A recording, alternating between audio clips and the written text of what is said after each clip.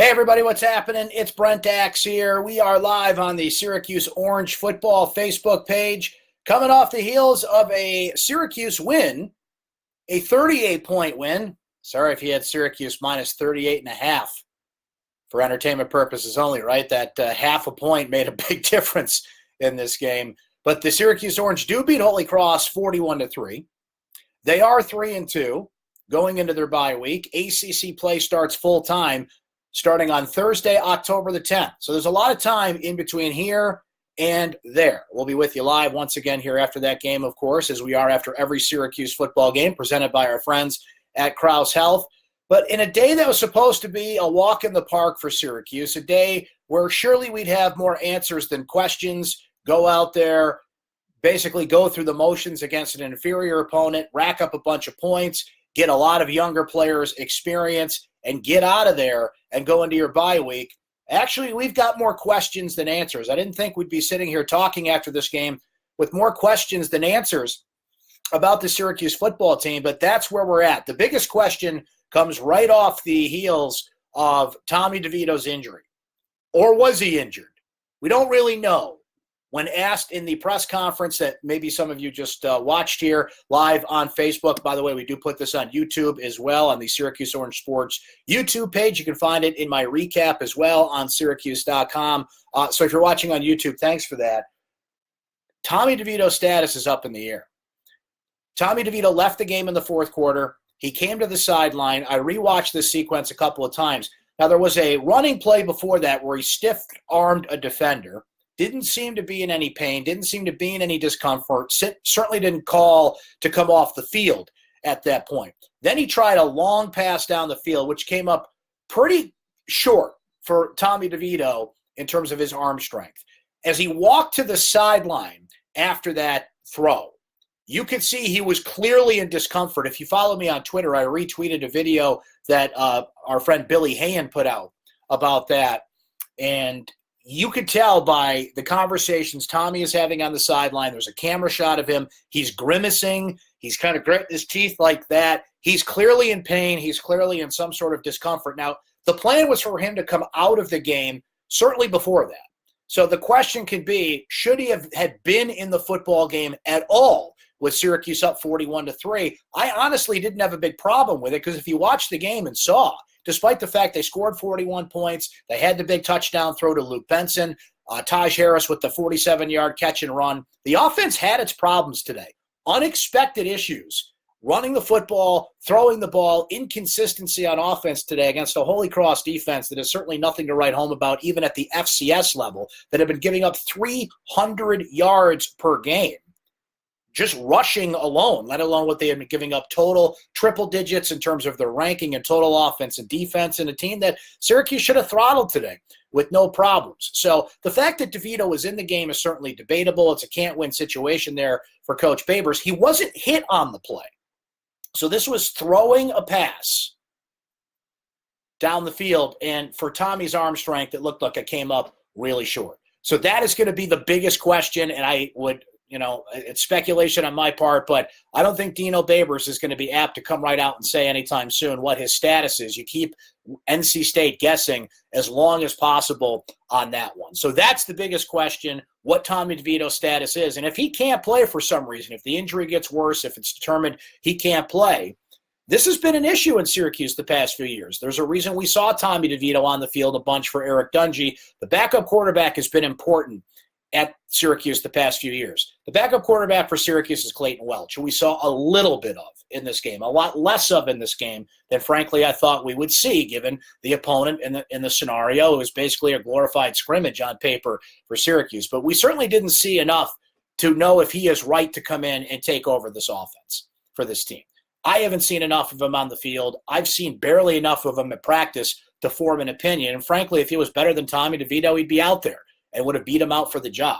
So as Jeff notes here in the comments, you guys are welcome to file your comments in there, and I'll respond as we go here. Since the offensive line is still suspect, I know Welch is the backup, but Rex's game is more than Dungy's, better suited with the offensive line issues. I mean, again, if Rex Culpepper was better than Tommy DeVito, he'd be in there. Now, if you're saying Rex over Welch, if in fact they have to go to the backup, that's an interesting discussion. Welch did win the backup job, so that's notable despite the fact that Rex has more experience and has played in some games. This might become a question mark. There's 2 weeks to figure this out because Syracuse has a bye week and then a shorter week beyond that because they play NC State on a Thursday night, remember. So you got about 12 days here between now and the next time Syracuse takes the football field. As far as the offense, it was out of sync. It was a lot of passes were, how can I put this, off the target.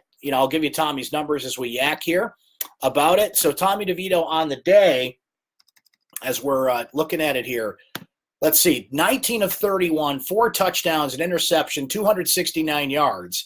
His long was a beautiful throw, a nice throw to Luke Benson, a 70-yard touchdown. He was sacked just once, but frankly, he shouldn't be sacked at all against Holy Cross. And there were times that the Holy Cross defense of all teams was overwhelming the Syracuse offensive line.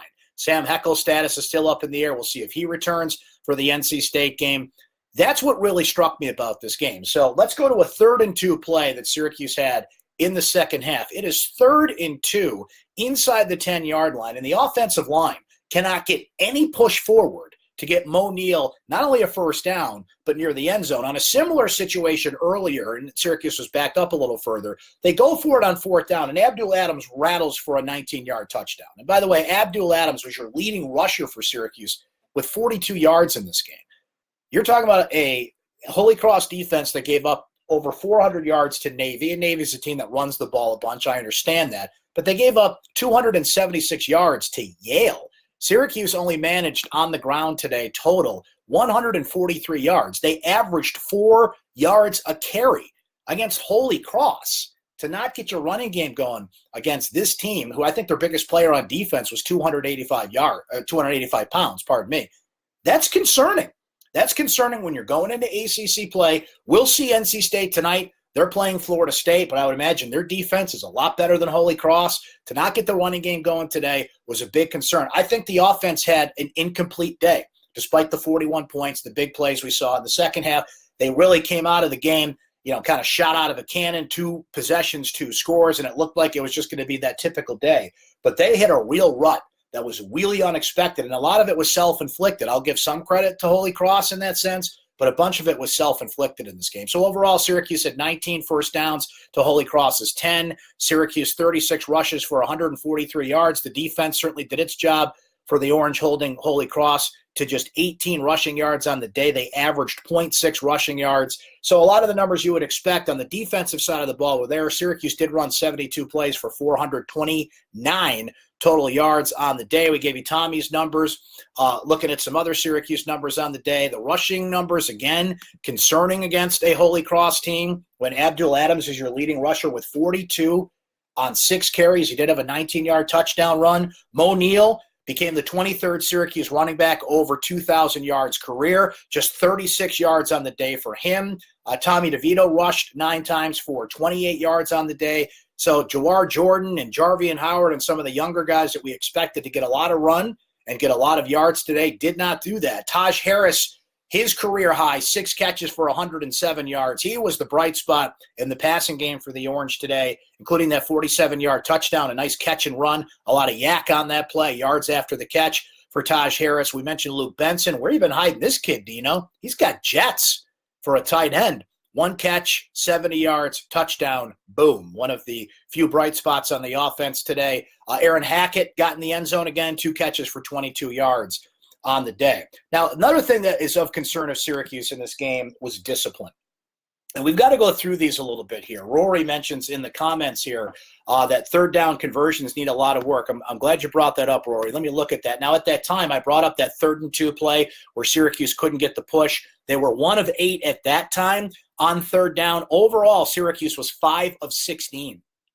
5 of 16 on 3rd down against Holy Cross. That's bad. I mean, there is no excusing that. That is inexcusable, is what it is. So thank you, Rory, for bringing that up. That was a key stat in this game that I wanted to mention. Merritt saying, is the ACC the new Big East Conference? These teams are terrible. ACC is all over the place. Pittsburgh barely beat Delaware today. There's some games in progress going on right now that we'll see how they turn out, how NC State does against Florida State tonight. But beyond a team in Clemson who's at the top, and Virginia, who right now kind of has a hold on second place. We'll see how they do against Notre Dame. That game's in progress as we speak. The ACC is wide open. It is wide open, and it is going to be fascinating to see how Syracuse navigates that through a lot of incomplete issues that they have right now. Now, I brought up discipline was a problem today. Let's go through a few different things here. So there was a targeting called in the first half on Tyrell Richards. That was absolutely not targeting.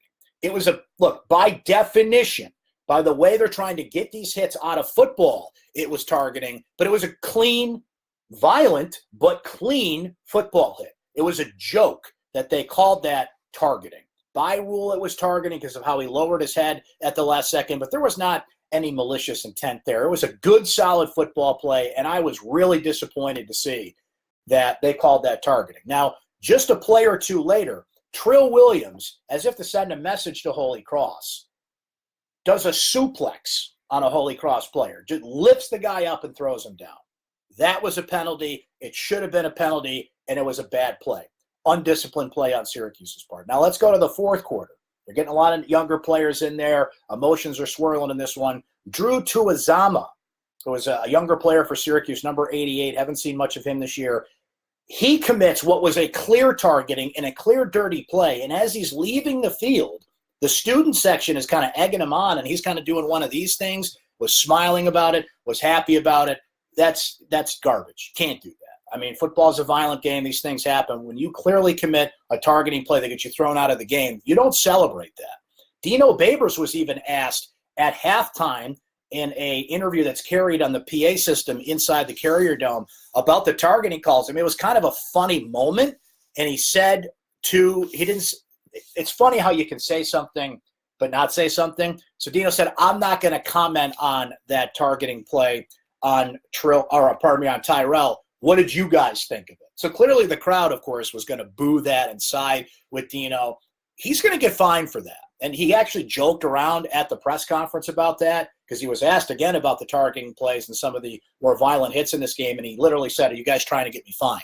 Well, you did that yourself at halftime when you made the comment on the Jumbotron. The ACC is not going to be happy about that. So a little undisciplined from Syracuse today in a game where you should be tightening things up and buttoning up and not have to, have your emotions checked like that against Holy Cross. So that was disappointing to see it. But again, the Tyrell Richards play was not dirty. It was not targeting. It was disappointing. The refs were just too eager to call that. The Drew Tuazama play, the Trill Williams suplex, dirty. And they should have been thrown out, and they should have been given every penalty from that. So a little undisciplined on Syracuse's marks today as Rory says too many penalties and missed tackles. Nykeem Johnson, what are you doing? An awful decision in the second half of this game, trying to field a punt and run with it that turned into a turnover for Holy Cross. Now, in this game, it's not a big deal. But this was a game where you're supposed to sharpen off things, where you're supposed to go out there and, round off some edges before you get into ACC play. You don't form bad habits in a game like this because it carries over. It carries over into practice. It carries over into ACC play. You do that against NC State, they'll bury you, right? And this is a Syracuse team that, frankly, had no reason to be playing as cocky as they were out there. Western Michigan, yeah, they went out there and got some mojo back last week, but if Bellamy doesn't come out of that game, if Eskridge doesn't come out of that game, Western Michigan might have made a little bit more of a push. The offense looked great last week and seemingly got some of its mojo back in that matchup, but that wasn't there today. And even before Tommy got hurt, and that's going to be the biggest question going forward here, his health status, there was a lot of frustration out there, a lot of sideline interaction with Mike Lynch, the offensive coordinator, which is going to happen in a football game. You always want to talk to your coaches. It's an emotional sport. Adrenaline is flowing out there. But I didn't expect that much frustration against Holy Cross. He missed open receivers. There were times receivers were not getting separation. And again, I brought up the issues that the offensive line has. This was a game, and I said it all week. Okay. Oh, thank you, RJ, for putting that comment in there.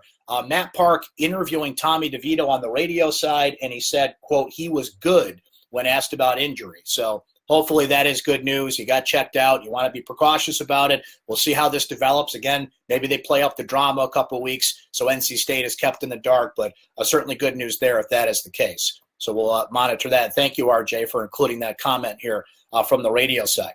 Now, I was bringing up Tommy even before, the injury, before he left the game. A lot of frustration on the sideline that I didn't expect to see against Holy Cross. to be honest. So this is an offense that was anemic at times, that was incomplete at times, and you had to use this opportunity basically as a preseason game that counts, right? You get a glorified practice against an inferior opponent, and you do this in the preseason in the NFL, but the game doesn't count. This situation, it counts, and it's before your bye week. So the question I have for you is, I don't want to say ever, but I can't remember feeling this kind of disappointed about a 38-point win, because I think you saw the circumstances of how it come. Eventually, if you're on the same field with Holy Cross, you're going to score points and you're going to make plays because you just have a huge more amount of athletes than they do. But I've got more questions than answers out of this game. I've got more check marks in the category. When I write my recap, the dark side will probably be longer than the sunny side. And that's a 38-point football game. Now, the good news is you go into a bye week, and you've got a lot of time to work on these issues. You've got a lot of time to get healthy. So when Syracuse comes out of the bye, Andre Sisco's back on the field.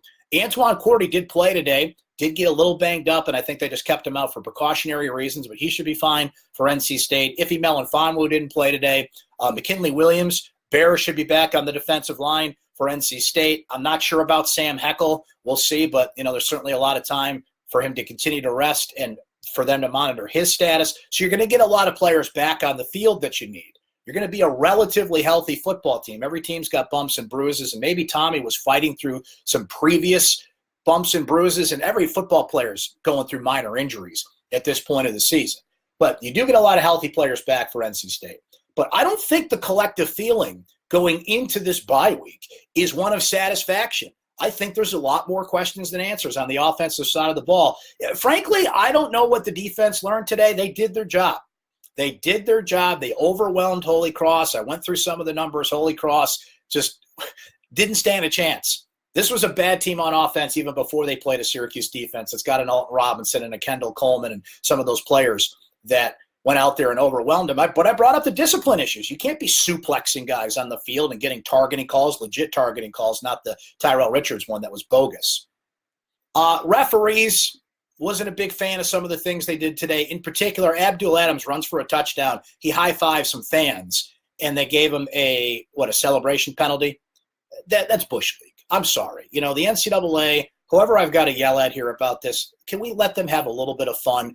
Even the National Football League, who at one point, and you could still say this about certain things when it comes to the NFL, but called the No Fun League, lets these guys celebrate any way they want, pretty much in the end zone, right? Like they encourage celebration, and they are actually like marketing celebration. Now, college football, let's go.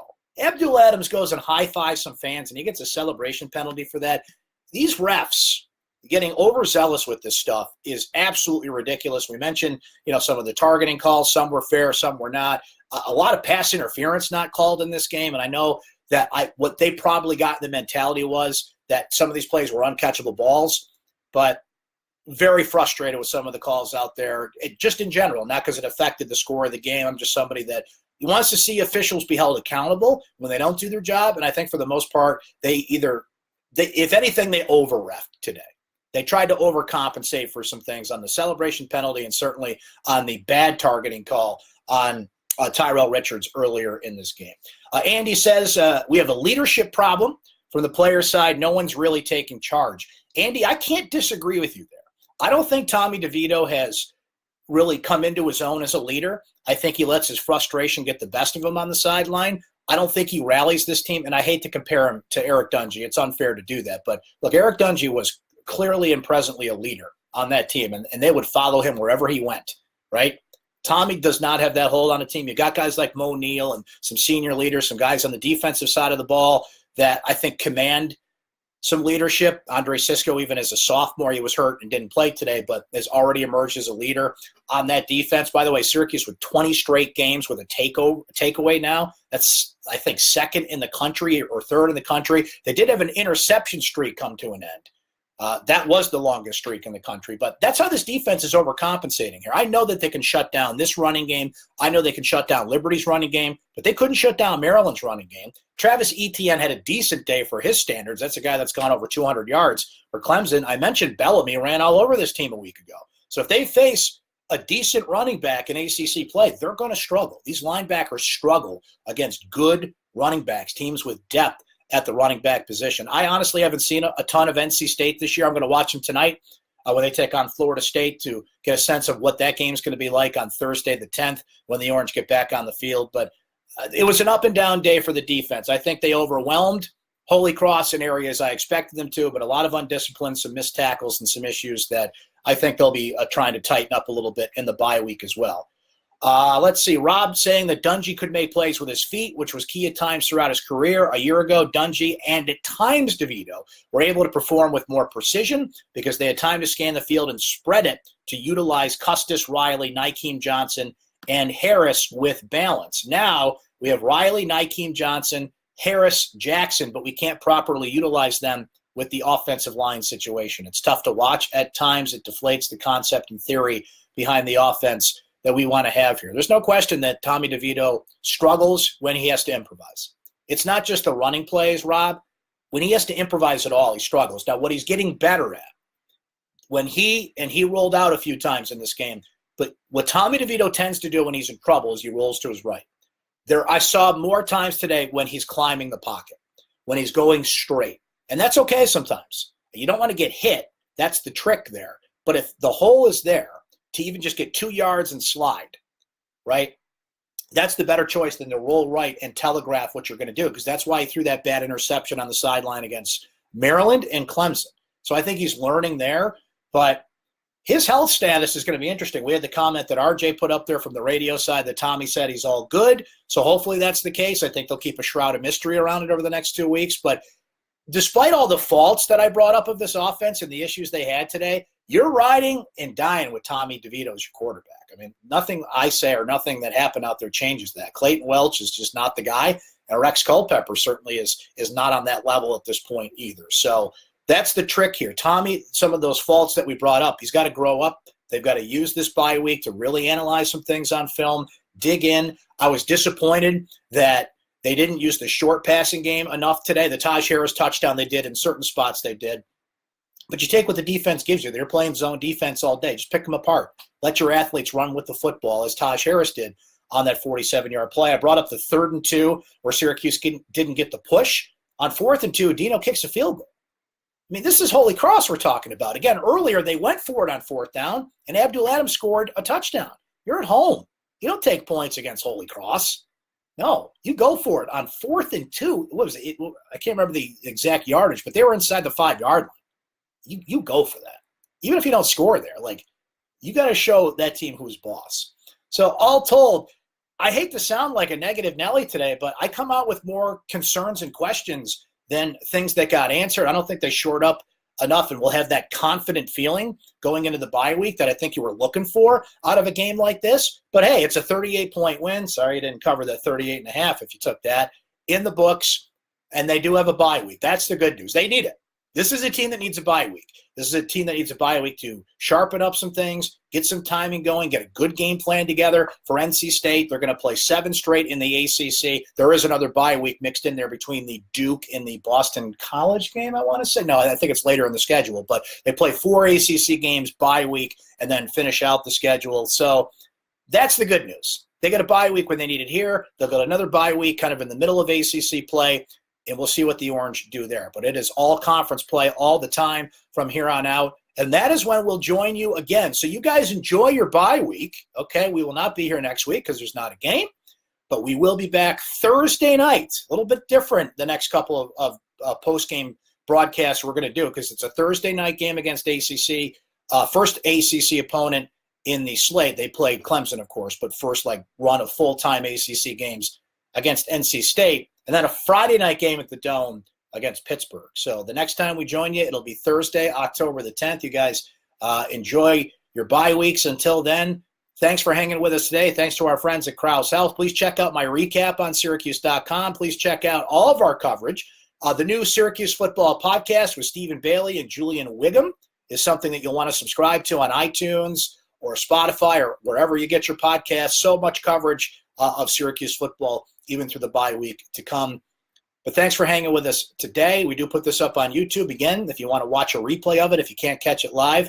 Appreciate you coming by. Thanks to Krause Health. Thanks to you. We'll talk to you next time.